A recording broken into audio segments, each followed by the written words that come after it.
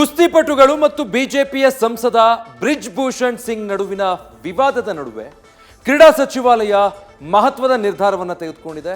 ಕಳೆದ 1 ವರ್ಷದಿಂದ ಕೂಡ ಕುಸ್ತಿಪಟುಗಳು ಹೋರಾಟ ನಡೆಸ್ತಾನೆ ಬಂದಿದ್ರು, ಯಾವುದೇ ಫಲ ಕೊಟ್ಟಿರಲಿಲ್ಲ. ಈಗ ಕೇಂದ್ರ ಸರ್ಕಾರ ಮಧ್ಯಪ್ರವೇಶ ಮಾಡಿರುವುದು ವಿವಾದಕ್ಕೆ ಹೊಸ ತಿರುವು ನೀಡಿದೆ.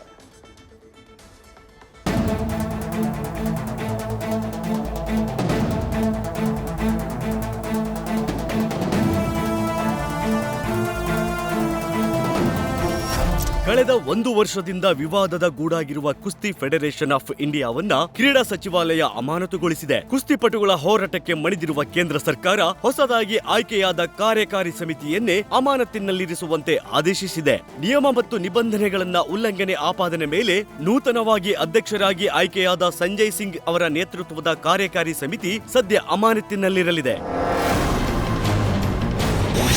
ನೂತನ ಅಧ್ಯಕ್ಷರ ಆಯ್ಕೆಗೆ ಸ್ಟಾರ್ ಕುಸ್ತಿಪಟುಗಳ ವಿರೋಧ. ಕಣ್ಣೀರಿಟ್ಟು ವಿದಾಯ ಘೋಷಿಸಿದ್ದ ಒಲಿಂಪಿಕ್ ಪದಕ ವಿಜೇತೆ. ಲೈಂಗಿಕ ಆರೋಪ ಎದುರಿಸುತ್ತಿರುವ ಮಾಜಿ ಅಧ್ಯಕ್ಷ ಬ್ರಿಜ್ ಭೂಷಣ್ ಸಿಂಗ್ ಅವರ ಆಪ್ತ ತಂಡ ಇತ್ತೀಚೆಗೆ ನಡೆದ ಚುನಾವಣೆಯಲ್ಲಿ ಗೆಲುವು ಸಾಧಿಸಿತ್ತು. ಇದರಿಂದ ನೊಂದ ಒಲಿಂಪಿಕ್ ಪದಕ ವಿಜೇತೆ ಸಾಕ್ಷಿ ಮಲಿಕ್ ಕಣ್ಣೀರಿಡುತ್ತಲೇ ಕ್ರೀಡೆಗೆ ನಿವೃತ್ತಿ ಘೋಷಿಸಿದ್ದರು.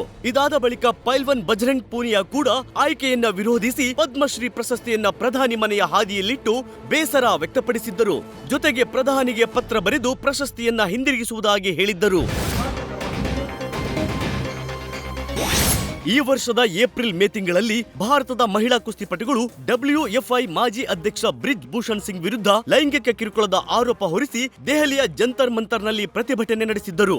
ಈ ಪ್ರತಿಭಟನೆಗೆ ಹಲವು ರೈತ ಸಂಘಟನೆಗಳು ಹಾಗೂ ಕಾಂಗ್ರೆಸ್ ನಾಯಕಿ ಪ್ರಿಯಾಂಕಾ ಗಾಂಧಿ ವಾದ್ರಾ ಅವರು ಸಾಥ್ ನೀಡಿದ್ದರು. 1-2 ಬಾರಿ ಪ್ರತಿಭಟನಾ ನಿರತ ಕುಸ್ತಿಪಟುಗಳ ಮೇಲೆ ಪೊಲೀಸರು ಲಾಠಿ ಚಾರ್ಜ್ ಸಹ ಮಾಡಿದ್ದರು. ಬಳಿಕ ಬ್ರಿಜ್ ಭೂಷಣ್ ಸಿಂಗ್ ವಿರುದ್ಧ ಕ್ರಮಕ್ಕೆ ಆಗ್ರಹಿಸಿ ಕುಸ್ತಿಪಟುಗಳು ಸುಪ್ರೀಂ ಕೋರ್ಟ್ ಮೊರೆ ಹೋಗಿದ್ದರು.